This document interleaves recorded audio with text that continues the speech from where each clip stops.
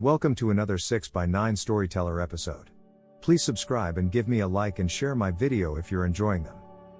Now, let's begin with today's stories. Military revenge, served hot. Back in my army days, I was once in command of a unit of about 80 soldiers in Hawaii. Dialogue sections are the gist of what was said, but it's been a minute so they're not exact. Names changed, etc. Most of the soldiers in my command were great people, happy to do their jobs and take home a paycheck. Hard workers, creative, adaptable to unusual army conditions, and generally reliable. But there was one who was trouble from the start. Gentle reader, meet Private Wiggles. My first awareness of Wiggles came 2 or 3 days after I'd taken over command of the unit.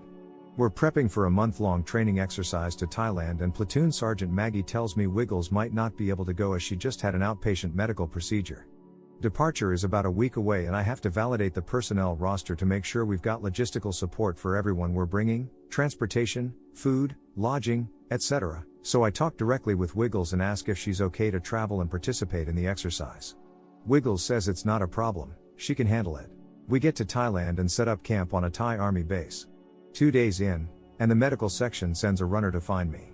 Wiggles is at our medical clinic, tents with cots and surprisingly extensive medical supplies, laid out with extreme abdominal pain.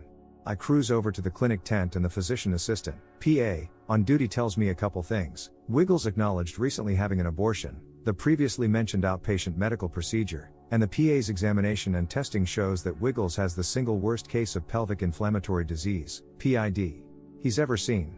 Seriously, this army PA who has seen all sorts of crazy shit from soldiers was emphatically impressed by how bad it was. Wiggles developed PID from failing to get treatment for sexually transmitted infections for a long time. As in, she's almost glowing from it. No judgment on the abortion, not everyone is ready for kids. And the STI-induced PID can be treated with high-dose antibiotics, which the PA has on hand. Not a problem, we've got this covered. Wiggles is released to Sergeant Deb, her section sergeant, who will make sure Wiggles takes her antibiotics and keep an eye on her for any further issues. Sergeant Deb finds me and First Sergeant, 1 SG, Bob about a day later and tells me 2 more things about Wiggles. She's refusing to take her antibiotics, and she wants to get out of the army. I again talk with Wiggles, me, so you want out of the army? You know you have a couple years left on your contract, right? Wiggles, I know, but I'm just done being a soldier and I want to be out of the army. Me, okay, I can make that happen. You don't want to be here, then I don't want you here either. But here's the deal, you gotta play by the rules. I can get you out with an honorable discharge, and I'll start the paperwork as soon as we're back in Hawaii. But you need to take your antibiotics, do your job, and be where you're supposed to be. You do your part and I'll do my part for you. Sound good? Wiggles, yep, I can do that. Spoiler alert, she couldn't do that. For the rest of the Thailand exercise, Sergeant Deb had to take control of Wiggles' meds and force her to take them. When she could actually find Wiggles, who consistently found someplace else to be. At one point in the next week or so, she accuses 1 SG Bob of having sex with her, easily disproven as he doesn't have any STIs and Wiggles has all of them. She was just trying to stir up trouble with wild accusations, I guess. We get back to Hawaii and I start the process to get her out of the army because as much as she's been a handful of trouble in Thailand, I'm thinking it's still easier at this point to kick her to the curb than it is to keep her around and punish her before kicking her out. I was wrong. Even as I start to work on her discharge, she ramps up the stupidity. Here are a few examples. Wiggles gets caught drinking, only 19 years old. Wiggles and her husband lie to the on-base housing office and provide forged authorization documents to get into rent-free on-base housing that they didn't qualify for. Side note, Mr. Wiggles was no winner either. He was about to be dishonorably discharged from his infantry unit for selling drugs to other soldiers. Wiggles shows up at the infirmary to get treatment for facial bruising. Mr. Wiggles kicked her in the face, while wearing his combat boots, when Wiggles accused him of cheating on her. Wiggles refuses to show up for work, or any unit formation, and can't be found anywhere for days. Wiggles slashes all 4 tires on Mr. Wiggles' car, then attacks him with a knife when he confronts her. Military police are called, end up taking him in when Wiggles gives a sob story. But he's the one with defensive wounds on his hands, not her. One of my male sergeants uses my open door policy to visit me one day, tells me he saw Wiggles stripping at one of the skankier gentlemen's clubs down in Honolulu the night before, and she had also convinced one of our other female soldiers to come along with her to do the same. Here's a weird one, I get a call from a temp agency asking me if it's okay for Wiggles to continue working, through them, as an administrative assistant for clients in town. Not uncommon for soldiers to have a second job. But with everything else she was up to at the time, this one just had me going WTF? There's more, but you get the idea. At this point, Wiggles' actions are egregious enough that I can no longer just kick her out with an honorable discharge. I put her on notice that she's at risk for a court-martial. I thought that threat might keep her in line, but she just couldn't seem to stop herself from getting stupider and stupider. It's the old 80-20 problem. 80% of your time is spent dealing with the 20% of your folks who are troublemakers. At this point I'm wasting a not insignificant amount of time dealing with Wiggles' issues almost daily. I had genuinely and in good faith offered her the easy path, but I guess she figured she'd try to burn the place down on the way out since she apparently thought she was getting what she wanted no matter what she did. I was reminded of what my old platoon sergeant used to say when I was coming up through the ranks: "You want to get stupid? Go ahead, but I can get stupider." Cue the revenge. She's causing me daily headaches, so I'm going to bring the pain back to her. Honorable discharge paperwork is out the window, and I lean into the special court-martial process instead. My legal counsel tells me that Wiggles' activities are likely to get her a couple weeks confinement at most, maybe not even that. She may get a monetary fine, and she'll probably get an other than honorable, OTH, discharge, potential for a bad conduct discharge, which are worse, but while her actions have been not that good, they also are not that bad. I'm rational enough to understand that. I have a brief chat with Captain, CPT, Morgan, Wiggles' military defense attorney, about where I'm going with this case. During our chat I try to be a gentleman and let him know that Wiggles is going to be trouble for him if he's not careful. He gives me a condescending "This isn't my first rodeo, Baka. I'm a big boy and can take care of myself." Fair enough, I tried to warn you. Normally, a soldier getting a special court-martial for piddly shit might get confined to the barracks, restricted to their on-base quarters, or something similar for the duration of the process. It's not like she killed someone, right? However, my military legal counsel drops this little gem in my ear. He tells me Wiggles has met all 5 of the conditions: danger to others, flight risk, etc., required by military law, Uniform Code of Military Justice, UCMJ, to warrant requesting confinement prior to her trial. He tells me if you can remember these 5 conditions and elaborate on the details at our next pre-trial meeting with the military magistrate, you might be able to get her confined to the Navy brig at Ford Island until the trial. I'm a guy who likes to pay attention to sound legal advice, so I do just as he says. A couple days later we go in for the pre-trial meeting and I run down the list for the magistrate. Boom. Magistrate orders Wiggles to be confined in the brig through the trial. 1 SG Bob and Platoon Sergeant Maggie go to pick her up from her on-base housing. She won't open the door, but they know she's inside because they can clearly hear her and Mr. Wiggles banging away. This is important for later. The Wiggles finish up, she takes her time getting showered and dressed, and finally comes to the door when it pleases her. Off she goes to the brig. The pre-trial processes take up the next 4 weeks. During that time, I have to deal with CPT Morgan, the paralegals in his office, and various fun things to do with her pending court-martial. Other than that, it's blissfully peaceful. Wiggles chills in the brig for 4 weeks, seriously chills. Every time I had to visit it was freezing in there. I required to make weekly welfare visits to see if she's being mistreated, if she has any needs that aren't being met, etc. Seems weird, but as her commander I'm still responsible to make sure the brig staff aren't mistreating my soldier. Other goings on in this time period. Mr. Wiggles fraudulently applies for a car loan and gets a van in their names. Mr. Wiggles is dishonorably discharged and kicked off the island. Flies home to wherever the hell he originally enlisted from. CPT Morgan asks me to consider an OTH discharge and time served in lieu of taking things all the way to trial. I'm hot to get that pound of flesh from her, but my legal counsel advises me to avoid the court-martial and just kick out Wiggles with the OTH discharge. After all, he says she's already been locked up for almost 3 weeks, so the magistrate will probably just give her time served and the OTH anyway. See my earlier comment about sound legal advice. My boss, Lieutenant Colonel, LTC, Ryan thinks I'm too invested in the case, that I'm no longer objective. LTC Ryan insists on coming with me to the brig for the next welfare visit. This is 3 weeks into Wiggles' stay in those luxurious accommodations. Among other bullshit lines she throws at us, Wiggles tells us she needs to see the dentist about a filling that's giving her trouble, and Motrin just isn't working.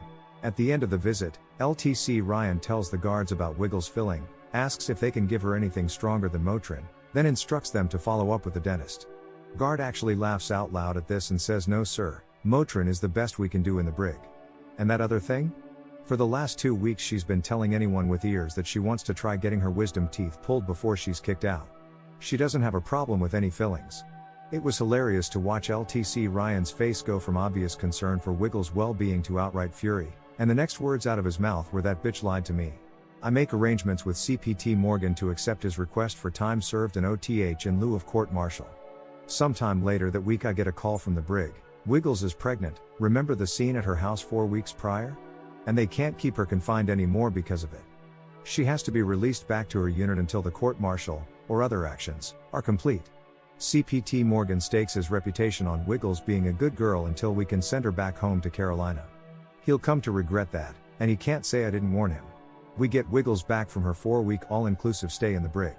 I've accepted Captain Morgan's request to avoid the court-martial and I confine Wiggles to the barracks under supervision for the 9 days she has left until her flight to Carolina.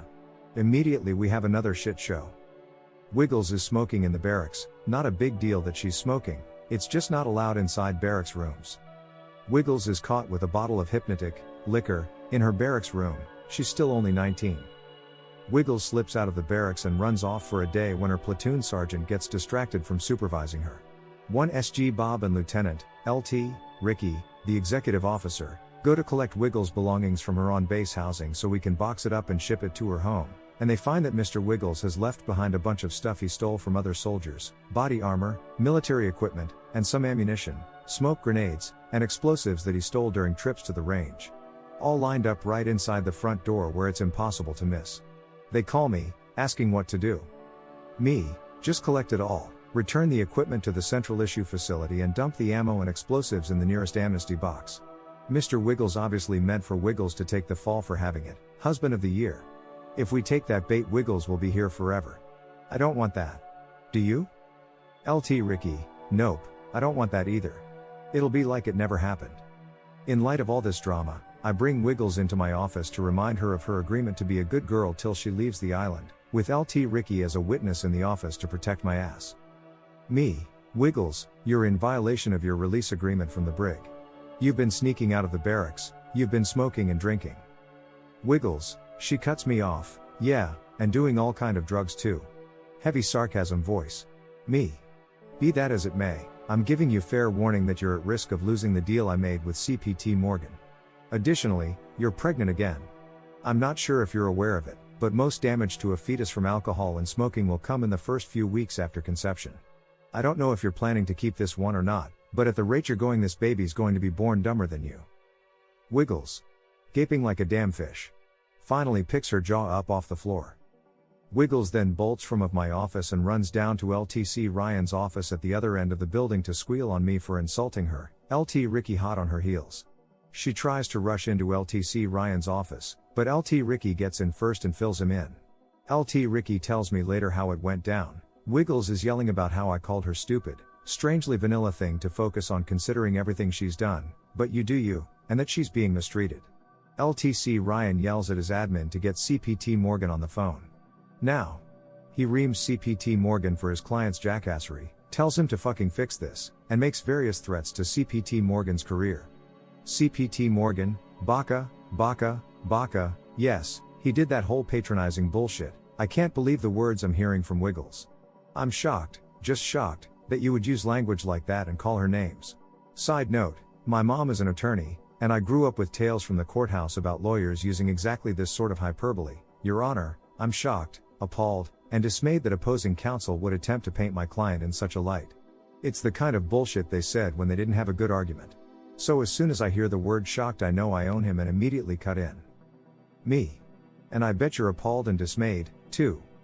CPT Morgan, stumbling and sounding slightly confused. Well. Yes, of course I am. You can't talk to soldiers like that. I know of a lieutenant colonel, a commander, who called one of her soldiers stupid and she's no longer in command now. Me, I didn't call her stupid. I informed her of basic biological facts. Not my problem if she takes the news poorly. And arguably, she's not all that smart. Anyway, you called me and I'm pretty sure it wasn't to warn me about what I said to Wiggles, so what do you want? CPT Morgan, what will it take to prevent you from kicking back our deal? Apparently LTC Ryan had cinched his asshole up good and tight. Me, you could get her on a plane tomorrow. CPT Morgan, how about if I get her out of here by Friday? It was Wednesday, and she was due to fly out the following Wednesday. Me, I don't think you can manage that, but good on you if you do. To his credit, CPT Morgan gets Wiggles a flight for Sunday, 3 days early. I print up official orders appointing LT Ricky as a military escort specifically for her. LT Ricky drives her to the airport and the airline desk agent calls me to verify his status when they get to the check-in counter. They give him a special pass to get through security with her. He stays with her at the gate to make sure she gets on, and stays on, the plane, then stays at the gate until the plane is in the air. Some boogers are hard to flick, we wanted to make damn sure this one landed someplace else. About a month later I get a call from the military police about a derelict van in the parking lot with all 4 tires slashed. Guess who that belonged to? It's really kinda sad when I look back on it. I had 2 other soldiers come to me at different points asking to get out of the army ahead of their contracts. One just didn't want to be in the army anymore, the other did want to stay in the army but had family issues that would be a lot easier to deal with as a civilian. They played by the rules and I got both of them out with honorable discharges and all the benefits. They even qualified for unemployment. Too easy. Wiggles could have had the same treatment. I told her exactly what I could do for her, then had to shift gears and told her exactly what I was going to do to her. Then I did it. I could have been her best friend on her way out the door, but instead I ended up owning her. And her dumbass defense attorney. She screwed herself out of transition benefits and access to the VA, and picked up a lifelong black mark for employment, all because she couldn't play nice for a few weeks. She decided she wanted to play fuck around games, and we all know what happens next.